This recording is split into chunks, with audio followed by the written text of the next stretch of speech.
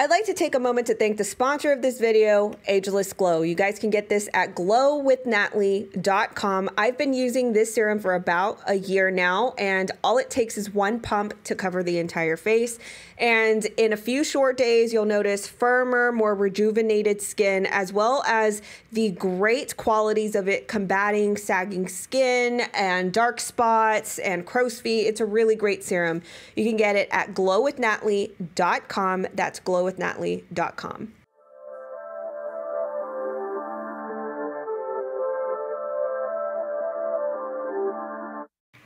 Muchachos y muchachas, so we are witnessing something truly historical happen at the southern border, some of which you guys may not have the purview to know the process of what's going on. And I've got a lot of stuff that is mapped out that I've got to talk to you guys about. And this actually hit the news recently, and I thought this was a perfect opportunity because I feel like we need to talk about this a lot more extensively beyond this video, which is why we all need to be educated on what is actually happening. Let's jump straight to it. There is a 𝘠𝘬𝘬𝘬𝘬𝘬𝘬𝘬𝘬𝘬𝘬𝘬linked group. They are a legal group called the 𝘂𝘂 Institute. They're being awarded $172 million. And you might wonder, $172 million, what are they doing? Defending like big time people? Guys, they're defending the fact that they want more younger little ones crossing into the United States. And it's not about that. It's the fact that a lot of these scenarios, what it entails is these kids, when they come over without their parent, a lot of times what happens is that they're coming over with someone who is not their parent, who is pretending to be their parent. And also, they get entered into a system that is so mysterious that even FOIA requests won't reflect the actual nature of what's going on behind the scenes. And that's the thing that bugs me the most. So let's get to this. 𝘂𝘂 Institute, they were awarded $172 million by this residency, the resident-in-chief, his administration, to help prevent the sending back the younger ones back to their country, right? Now, it's not easy either way, because of course we all know that the trek here to the United States is a very dangerous one. So in the first place, I would opine that these kids shouldn't even be sent on this trek as it is. I mean, there's so many different groups that I can't even name, so many NGOs. I mean, just a lot that goes on en route to the United States, stuff you don't even want to know about. And so that's the thing. It is a hard way to even go about this way or that way, because even when they get to the United States, it becomes a mystery. Okay. So the 𝘂𝘂 Institute has financial ties to George Eiflaps, this guy right here. You see why I call him George Eiflaps. They won a federal contract for $171.7 million that will provide attorneys to the niños y niñas that come over the border to avoid them being sent back to their country. This is how the federal contract could end up showering the 𝘂𝘂 Institute of Justice with $1 billion in taxpayer funding. The arrangement lasts until March 2023, but can reach as high as $983 million if renewed until March 2027, the agreement shows.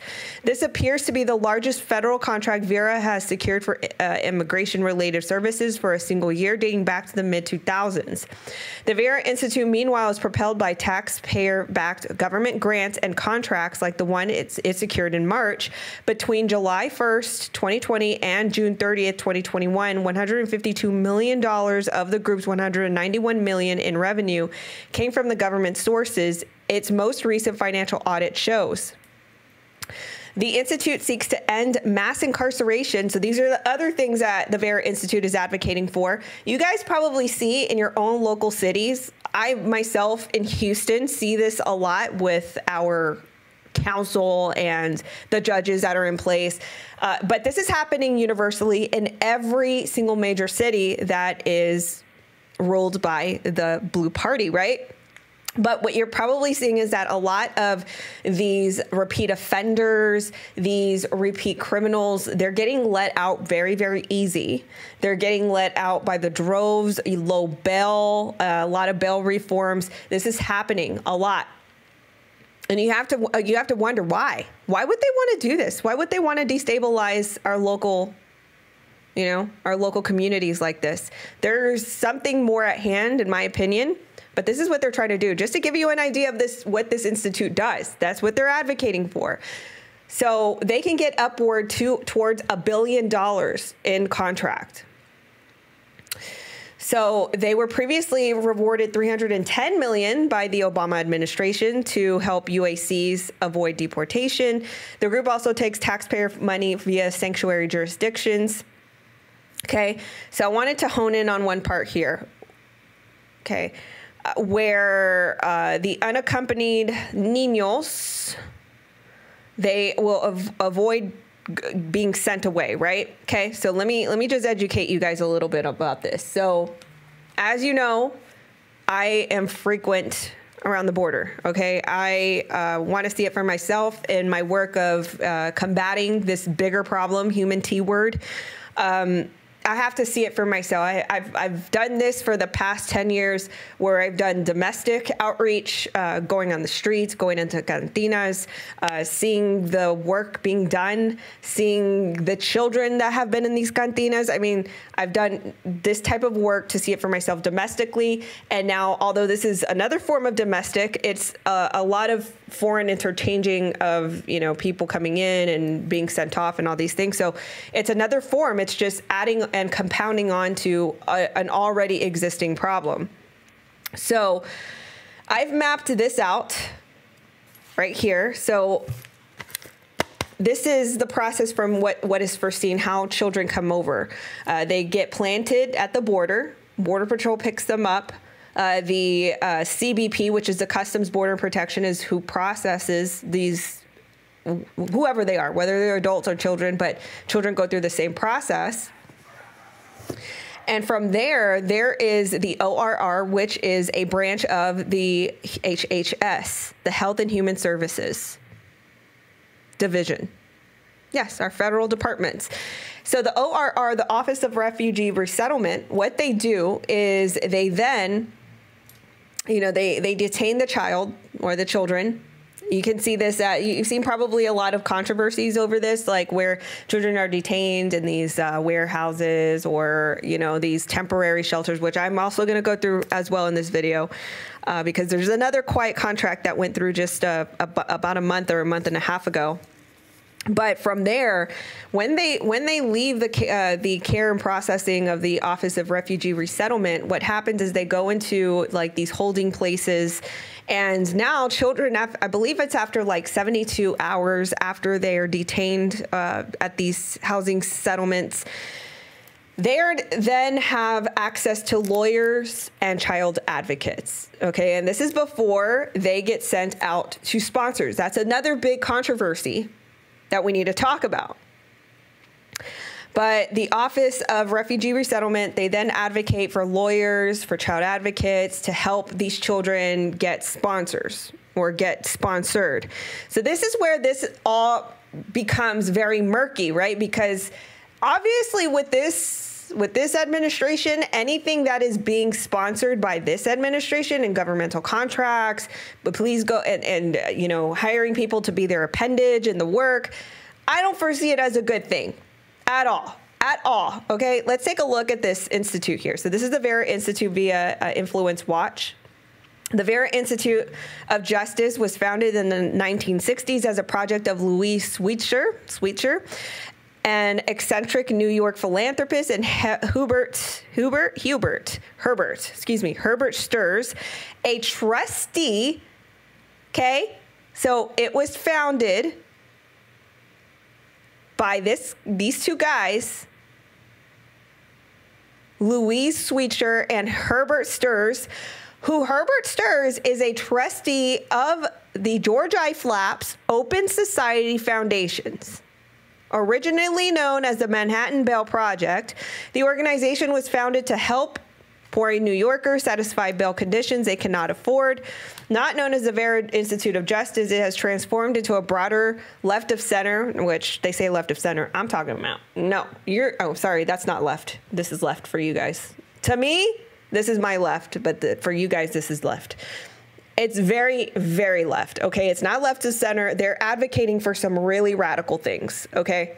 So left advocacy organization that agitates against what it characterizes as mass incarceration, racial disparities, and marginalization. Much of its work now focuses on immigration issues. Imagine that, how versatile they are, right?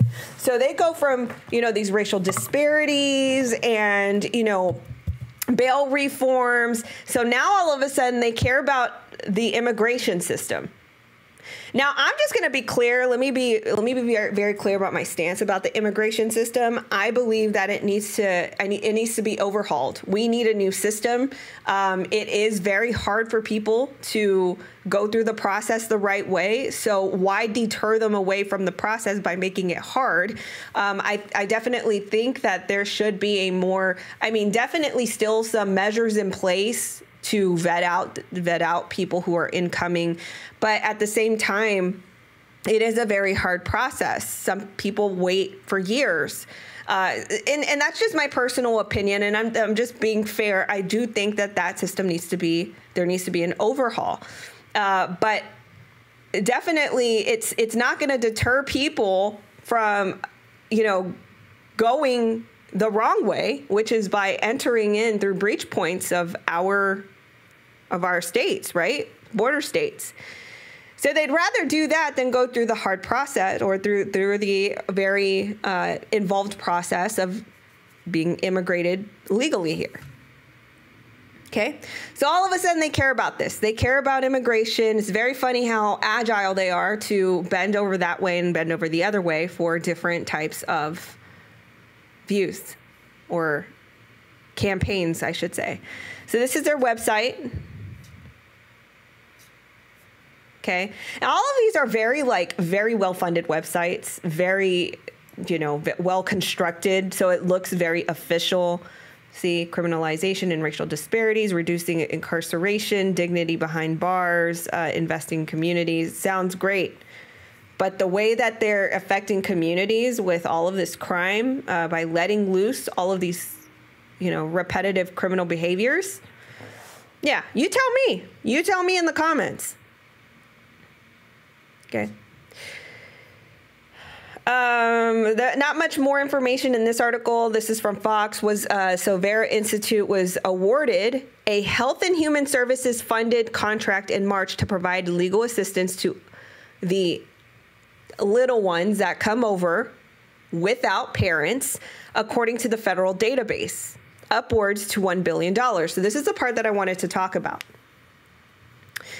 So I went through the process, child at the border, they get picked up by Border Patrol, CBP, they process them, and then from CBP, the child then goes in the hands of the Office of Health and Human Services. What you guys just learned of them awarding this contract to this very lefty organization that all of a sudden cares about immigration, all of a sudden. And from there, once the child has access to these lawyers, they are then paired off to sponsors. Now get this. Guess who gets to be a sponsor? Sponsors can be, and this is according to the HHS, they can be related sponsors, parents, legal guardians, immediate relatives, unrelated, distant relatives. So unrelated is the big thing right there. Unrelated is like anybody. Anybody can become a sponsor. Anybody can become a sponsor. And guess what? The HHS has since stopped or severely reduced the background checks on these sponsors. So pretty much anybody can become a sponsor of these little ones who come over without their parent. Now tell me that isn't a problem.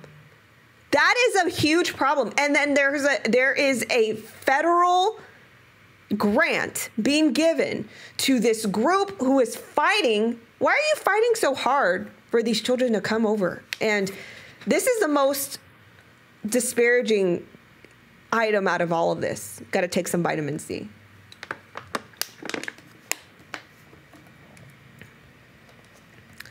The thing that is most concerning about all of this, was it last fall or the fall before?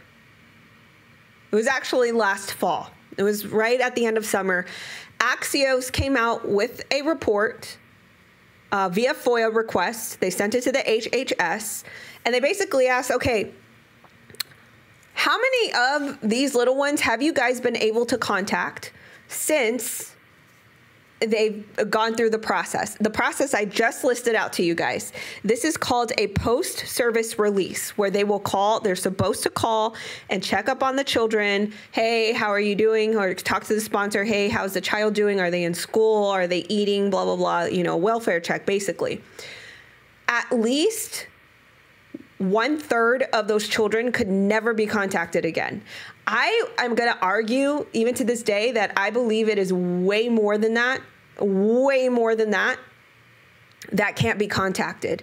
The most nefarious thing to me is that the sponsors can never be contacted ever again. And these are the people who are supposed to be enlisted to care for these children. Can never contact them again. So what's happening to them, right? So, which brings me to the next thing. This is a quiet thing that happened. Why it was so quiet, I have no idea. But the residency, along with this big contract to this organization that is fighting to keep the kids here in the United States, I'm not saying that that's the part. It's the part that becomes more mysterious that I have a problem with. What happens to them? Nobody I don't care what your argument or your political views are. Nobody wants to see kids being hurt. Nobody. I don't care where they come from. I don't want to see them being hurt in another country. I don't want to see them being hurt on our soil. You straight up don't want kids to get hurt, okay? You don't want them going to families or individuals who have a malintent for them. You just don't want that, okay? I don't care what your political views are. I don't care what anything. These are voiceless individuals, little individuals that have no fight, had no input on any of this. So we've seen since the beginning of this residency how this has become an utter failure. We've seen, at least in Texas, in my state, we've seen centers close left and right because of accusations of inappropriateness with children, things like this. But allegedly, there's another one that's going to open up in North Carolina. 5-year contract to house these children at a former North Carolina school. They quietly signed a 5-year contract to start leasing an abandoned school in Greensboro, North Carolina, to house the little ones without the parents who come over away from the border. The move is causing backlash from lawmakers who say that the move contradicts prior claims by the administration. Potentially thousands of children will be detained at the American Hebrew Academy campus in Greensboro until they can be housed with either family members already living here in the United States or other sponsors. Unaccompanied children are typically moved from the Border Patrol custody to HHS, which you guys learned also has a branch called the ORR, the Office of Refugee Resettlement, which is part of that branch, the HHS, when they are encountered at the southern border as they are moved through the country to be put in the care of sponsors. Okay, and their staffing, allegedly, all these things.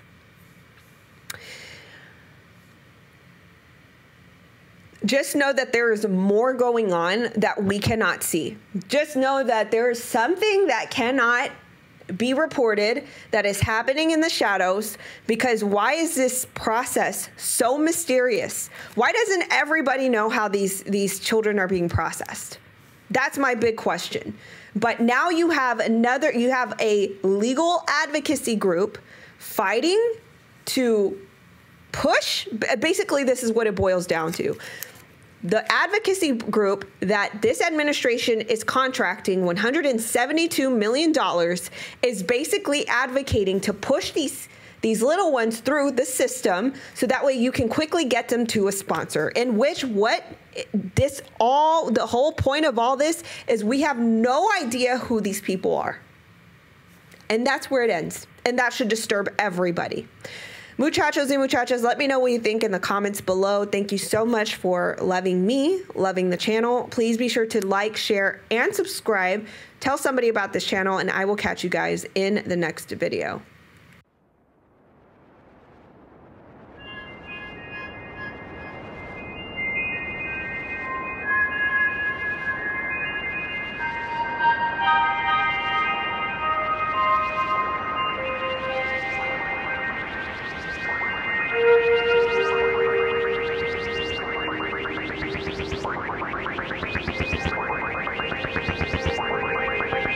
𝑘𝑒𝑠